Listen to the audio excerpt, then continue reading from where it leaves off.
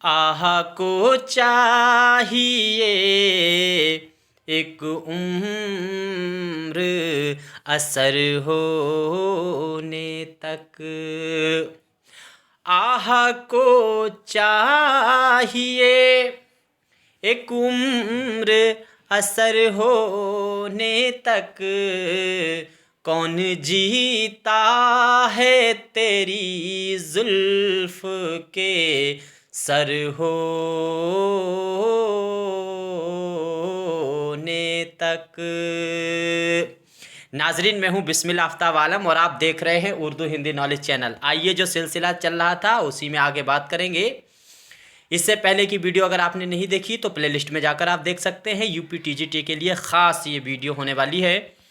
और याद रखिए, जो कल मैंने आपके सामने वीडियो पेश की थी उसमें जो शेर पढ़ा था, जिन्होंने बताया है, जिन बच्चों ने, कि वो शेर फ़ानी वदानी का था, तो फ़ानी का ही था। बहुत बहुत शुक्रिया उनका और मुबारकबाद। आज जो मैंने ये मतला गुनगुनाया है, देखे कौन बताता है, ये भी सिलेबस का है, आ भी सकता है। आज का जो पहला सवाल है उस पर चर्चा करते हैं कि हिंद आर्याई ज़बानों से पहले हिंदुस्तान में किस ज़बान का उरूज था। उम्मीद करता हूँ ये सवाल सबका सही होना चाहिए और अच्छे सवाल। आज थोड़े से सवाल टफ हो सकते हैं। आज जो क्वेश्चन आपको नहीं आते हैं उनको अच्छे से अपने पास नोट कीजिएगा।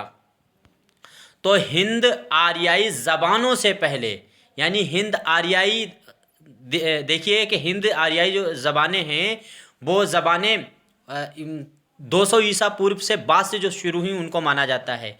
तो उससे पहले जो ज़बान है हिंद आर्याई में वो प्राकृत है। याद रखनी है, आपका आंसर फर्स्ट सही होगा। यहाँ से आपका आंसर बिल्कुल फर्स्ट सही होने वाला है। और अगला सवाल है कि प्राकृतों में संस्कृत के लफ्ज़ होते हैं तत्सम को तत्सम कम होने लगे, यानी प्राकृतों में संस्कृत के तत्सम कम होने लगे और उनकी जगह पर तद्भव अल्फाज का ज़ख़ीरा बढ़ता हुआ महसूस हुआ। पहली बात तो ये है कि ये कॉल है तो किसका है, ये अच्छे से याद रखिएगा, नोट कीजिएगा सवाल। और ये सवाल जो है इसमें आपका आंसर होगा मसूद हुसैन का। अब ये तत्सम है क्या दरअसल, और तद्भव क्या चीज़ होता है संस्कृत में। जैसे जो ज़बान अदब में इस्तेमाल होती है उन्हीं लफ्ज़ों को अगर समाज में बोला जा रहा है तो वो लफ्ज़ हो जाते हैं तत्सम। और जिन लफ्ज़ों का तरतीब बदल जाए, उनका शक्ल बिगाड़ करके बोला जाए, उसको कहते हैं तद्भव। मसलन जैसे आप ओरिजिनल लफ्ज़ है दुग्ध, दूध का जो हम लोग दूध बोलते हैं, मिल्क है होता है दूध, ये दूध जो है वो तद्भव लफ्ज़ है। इसका तत्सम लफ्ज़ पुराना क्या होगा, वो दुग्ध होगा। संस्कृत में दूध नहीं होता है, दुग्ध होता है। तो दुग्ध की जगह पे इसी तरह से जैसे होता है, इस टाइम पर हम लोग इस्तेमाल करते हैं इस वक्त नर्क। जैसे जहन्नुम, जहन्नुम में हिंदी में क्या कहते हैं, नर्क। उसका ओरिजिनल लफ्ज़ जो है वो नरक है, नारा का नरक, और हम बोल देते हैं नर्क, ऊपर राल आधा लगा करके। तो लफ्ज़ों की शक्ल बिगाड़ देना तद्भव हो जाता है। उम्मीद करता हूँ बात समझ में आई होगी। फिर इनके जब ग्रामर में बात करेंगे तो इन पे चर्चा सही से करेंगे। सवाल है अब्दुल्ला हुसैन, ये आपको नोट करना चाहिए। अब्दुल्ला हुसैन का ख्वाजा बंदा नवाज जो गेसु दराज हैं, जिन्होंने चक्की नामा उर्दू की सबसे पहली नज़म लिखी है, और इन्हों का तखल्लुज जो था वो सहबाज था। इनका अब्दुल्ला हुसैन जो थे उनका आपस में ताल्लुक़ क्या है, तो ये हैं दादा और पोते। आपको याद रखना है, इसमें दादा और पोते का नाम आपको याद रखना है। अब ये देखिए सवाल आपको याद रखना होगा, ये भी थोड़ा सा गौर कीजिएगा। सुल्तान अहमद शाह सालिस के अहद का मारूफ शायर कौन है। पहली बात तो ये है कि मेरे समझ में नहीं आया ये सवाल। आप में से जिसको पता हो कि ये बादशाह कहाँ का है, मुझे जो हिस्ट्री आती है, इतिहास पता है, उसके लिहाज से बता रहा हूँ कि ये उस्मानिया सल्तनत का बादशाह है, बल्कि ये हिंदुस्तान का बादशाह ही नहीं है। और इस नाम का बादशाह तुर्की बादशाह था। उस्मानिया जो सल्तनत तुर्क में थी, और इसकी पैदाइश जो है वो 1600 गालिबन 27 के आसपास हुई है। गलत मैं बता रहा, 27 नहीं है, ये है 47। और 17 1923 में इसका लगभग इंतकाल हुआ है। अब आप में से किसी को अगर ये पता है तो ज़रूर बताइएगा, मैं उसका बेहद शुक्रगुजार रहूँगा। और इस लिहाज से आपका इसका आंसर सही नुसरती होगा, क्योंकि यही अहद जो है वो नुसरती का है। नुसरती की चाहे गुलशन इश्क हो 1657 में लिखी गई है, उसके बाद में जो है अलीनामा है वो भी उसी दौर की लिखी हुई है, तो उसके लिहाज से तो ये नुसरती होना चाहिए। अब आप में से किसी को भी पता हो तो ज़रूर बताइएगा, मस्त होकर के पढ़िए और अच्छे से याद कीजिए, जो क्वेश्चन नहीं आते उनके नोट कीजिए। ये सवाल देखिए, लफ्ज़ में ज़बान में तलफ़ुज़ होने वाली अदा होने वाली आवाज़ों का तज्ज़िया किस में किया जाता है? तो आवाज़ों का मुताला किस में किया जाता है? आसान सा सवाल है, आवाज़ों का मुताला, गौर कीजिएगा, आवाज़ों का, मफ़हूम का नहीं, मानी का नहीं, आवाज़ जो है उसका मुताला तो जो होता है फ़हमीनियात में। आपका आंसर थर्ड होगा सही। और ये इसमें क्या होता है, मार्फीमियात में इसमें स्ट्रक्चर का होता है, डिजाइन का मुताला किया जाता है। नहवियात में क्या होता है, इसमें जो है काहे का मुताला करते हैं, तो इसमें ख्याल का कर देते हैं। अगला सवाल है, सामई फ़ौनियात से किसे कहते हैं, फ़ौनीमियात से किसे कहते हैं, सॉरी। तो सामई जो है, सामई फ़हमीनियात जो है उसे, इसमें से क्या आंसर सही होगा, किसे कहते हैं? उम्मीद करता हूँ ये सब ग्रामर के सवाल हैं और ग्रामर का पोर्शन में अलग से लेकर के आऊँगा, लेकिन ये आपको याद होने चाहिए, मोटी मोटी चीज़ें हैं वो तो पता ही होनी चाहिए। आपका आंसर इसमें क्या सही होगा? इसमें होगा आवाज़ों के अम्ल पर बहस की जाती है। आपका आंसर सेकंड सही होगा। अगला सवाल है, प्राकृत के दूसरे दौर में किस ज़बान का आगाज़ हुआ? तो प्राकृत जो है उसके दूसरे दौर में किस ज़बान का आगाज़ हुआ है? तो प्राकृत कैसे आई? पहले क्या हुआ, पहले संस्कृत जब टूटने फूटने लगी तो उसके बाद में उसी ज़बान को, उसके तोड़ फोड़ का फ़ायदा उठा करके गौतम बुद्ध ने एक नई ज़बान पैदा कर दी, वो हो गई पाली। फिर पाली को भी समझने वालों की संख्या कम हुई तो ज़बान आवाम कुछ और बोलने लगी, तो हो गई प्राकृत। अब प्राकृत के बाद आई अपभ्रंश। अपभ्रंश के बाद कई ज़बानें पैदा हो गई। तो यहाँ पर प्राकृत के बाद इनका क्रम ऐसे याद रखिए, अपभ्रंश। अब याद रखिए, पहले संस्कृत, उसके बाद में पाली, उसके बाद पाली के बाद में जो ज़बान आई वो प्राकृत, फिर अपभ्रंश। अपभ्रंश के बाद में जैनी भाषा, जैनी के बाद में जो बोलियाँ आई हैं वो ये तमाम बोलियाँ हैं जो अलग अलग हिस्सों के हिसाब से तकसीम हुई हैं। उर्दू ज़बान और लिसानियात के मुसन्निफ़ कौन हैं? ये किताब आपको रट लेनी चाहिए। उर्दू लिसानियात अगर सिर्फ पूछा जाता तो आपका जवाब क्या होना चाहिए था? उर्दू लिसानियात, ज्ञानचंद जैन। इसमें क्या होगा, इसमें गोपी चंद नारंग। ये आपको यहाँ से याद रखना है। अब ये देखिए कि उर्दू में कुल मुसव्वतों की तादाद कितनी है। बहुत बार इस पर मैंने बात भी की है और आपको याद होना चाहिए ये मुसव्वतें कितने हैं, तो 10 हैं, ठीक है। और इनमें से भी अगर पूछा जाए खफीफ मुसम्मतें कितने हैं तो वो 3 हैं। ऐसे भी पूछ सकता है, कोई भरोसा नहीं, बट आपको थोड़ा सा रिलैक्स माइंड से आपको याद रखना है और अच्छे से पढ़ना है। तो कुल पूछा जाता है तो इनकी तादाद 10 है, ठीक है। अगर इसमें इन्होंने खफीफ जो मुसम्मतें पूछ लिए हैं वो है 3। कौन? ज़बर, ज़ेर और पेश। जो भी हो, ज़बर, ज़ेर, पेश, ज़बर, ज़ेरी, पेश, जो भी हो आपको के वहाँ जैसे भी उसको बोला जाता हो, तलफ़ुज़ मुझे नहीं मालूम, बस इतना याद रखिए कि ज़बर, ज़ेर, पेश, बस ये तीनों जो है वो खफीफ में आते हैं, बाकी 7 मुसम्मतें अलग होते हैं। तो कुल मिलाकर के 10 हैं। इसके बाद में है फ़रंग आसिफिया के मुसन्निफ़ का नाम क्या है? ये फ़रंग आसिफिया जो है कभी कभी ये मुसन्निफ़ में पूछ लेता है, कभी इसको मुरत्तिब में पूछ लेता है। इसका आंसर तो सिर्फ यही होगा, सैयद अहमद अली, सैयद अहमद दहलवी। कभी कभी यहाँ पे सिर्फ इनका नाम जो है वो सैयद अहमद ही दिया जाता है, तो ये भी याद रखिएगा। फ़रंग आसिफिया, कल मैंने ये बात भी की थी, कल जो माई क्वेश्चन की जो वीडियो मैंने आपके सामने पेश की थी उसमें इसकी चर्चा की है।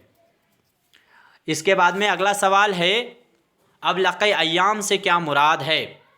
तो अबलक़ अय्याम क्या होता है? तो इसमें मुराद जो शायर लेता है वो दिन और रात की रहता है। हाली के मुताबिक कसीदे का ज़रूरी वस्फ़ क्या है? तो हाली के मुताबिक, इसको भी नोट कीजिएगा, जोश और बलबला पे ज़्यादा ज़ोर देते हैं हाली, यह आपको याद रखना है।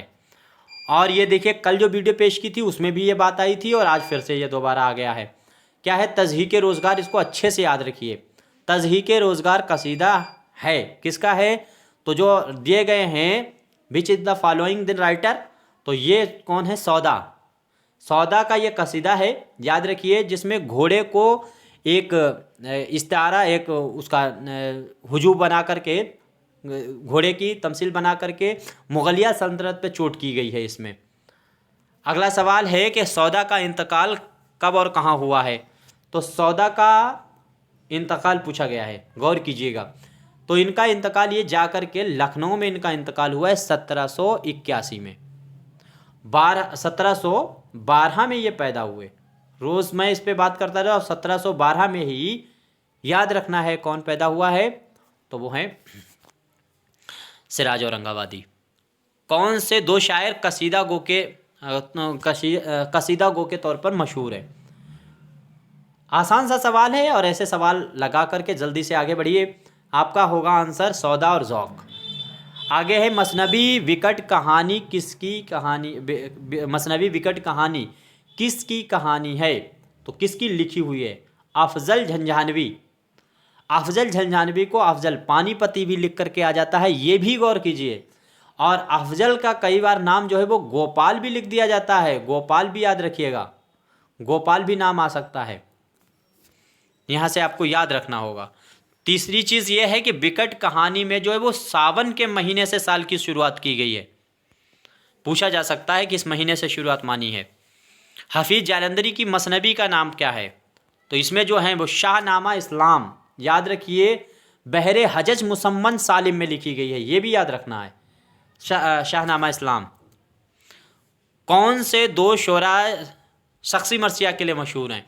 अब ये थोड़ा सा देखिए क्रिटिकल सवाल है।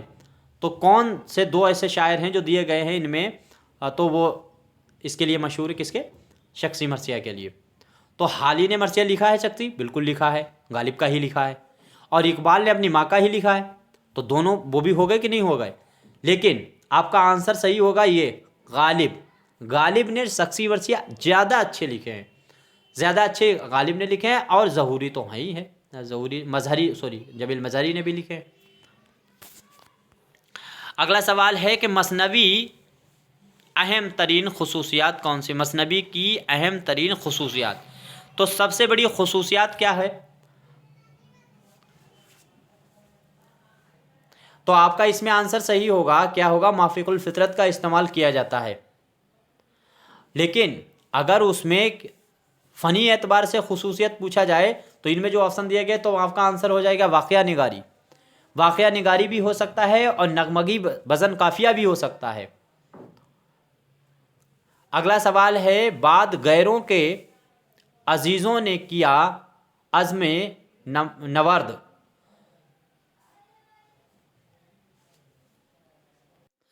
सर्द को नहोड़ा के भरा सुबते नबी ने दमे सर्द। अच्छा, ये शेर दिया गया है, शेर में पूछा गया है जो सर्द को नहूड़ा, सर को नहूड़ा, सर्द नहीं सॉरी, सर को नहूड़ा, इसका मानी पूछा गया है।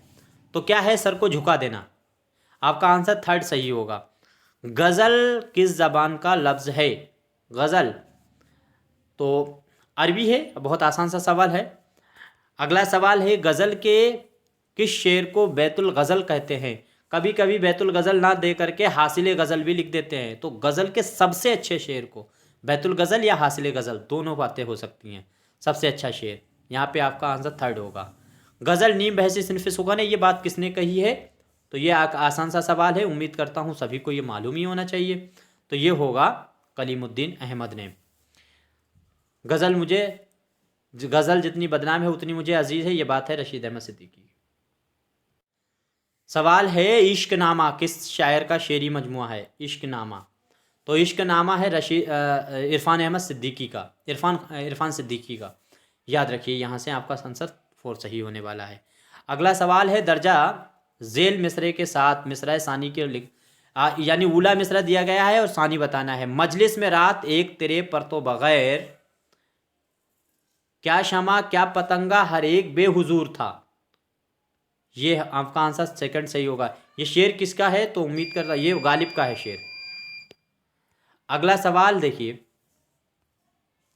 दर्जा झेल मिसरा किस शायर का है? कावे कावे सख्त जानी हाय तन्हाई न पूछ, सुबह करना शाम का लाना है जोए शेर का। ये शेर जो है ये गालिब का है, और गालिब का जो दीवान है उसकी पहली ही गज़ल का है। नक्श फरियादी है किसकी? शौक़ियत तहरीर का। कागज़ी है पैरहन हर पै करे तस्वीर का। ये शेर नोट कर लीजिए फ़िलहाल, ये गज़ल तो अच्छे से याद ही होना चाहिए। और इस गज़ल में वहदतुल वजूद का भी इस्तेमाल किया गया है, और कभी कभी इसमें रिंदाना का भी इस्तेमाल आ जाता है। याद रखिए वहदतुल वजूद अहम है, और तसव्वुफ़ का भी बयान है इस गज़ल में। नक्श फरियादी है किसकी? शौक़ियत तहरीर का। वहदतुल वजूद और तसव्वुफ़ दोनों चीज़ें हैं। मकर शायराना की सनद जो है वो किस गज़ल गोई की बुनियाद की खुसूसियत है? कौन सा शायर है? जो देख लीजिए, आप भी पढ़ लिया कीजिए।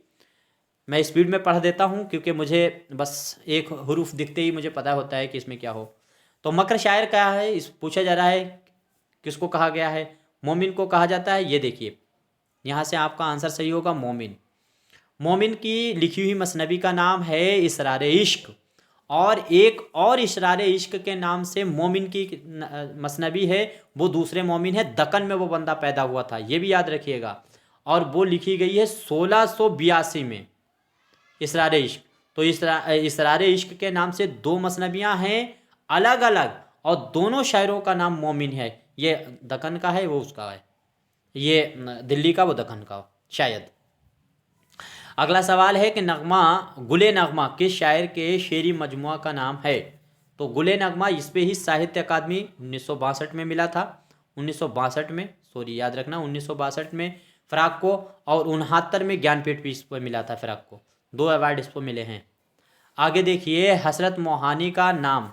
हसरत मोहानी का असल नाम बताना। असल नाम सभी के पता होना चाहिए। आंसर आपका सही होगा थर्ड, सैयद फजल हसन। आगे देखिए, ये मिसरा देखना है, और शायर की गज़ल से लिया, किस शायर की गज़ल से लिया गया है?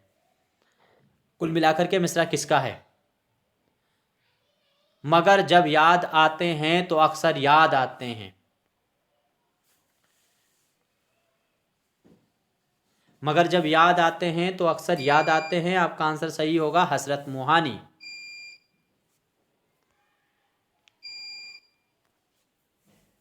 अगला सवाल है, बाले जिब्रील में नज़मों की सही तरतीब क्या है? बाले जिब्रील, और साथ ही इसकी जो और भी मजमुआ कलाम है, बांगे दरा है, बाले जिब्रील है, ज़रब कलीम है। इन तीनों की नज़मों को याद कीजिएगा, याद रखिएगा कि कौन सी नज़म किसमें है। याद रखिए, दुआ सबसे पहले ही बाले जिब्रील में, फिर मस्जिद कुर्तबा है, लेनिन है, और इसके बाद में ज़ौक़ शौक़ है। अगला सवाल है, आज़ाद नज़म का फ़रोग़ किस दौर में ज़्यादा हुआ? तो आज़ाद नज़म का फ़रोग़ किस में ज़्यादा हुआ है? एक आसान सा सवाल है, सभी को मालूम भी होना चाहिए। तो आपका सही होगा तरक्की पसंद तहरीक के दौर में इसका ज़्यादा हुआ है। अगला सवाल है कि चकवस्त की शायरी का बुनियादी मौजू क्या था? तो बुनियादी मौजू इनका क्या था? वतन परस्ती, हुब्बे वतन।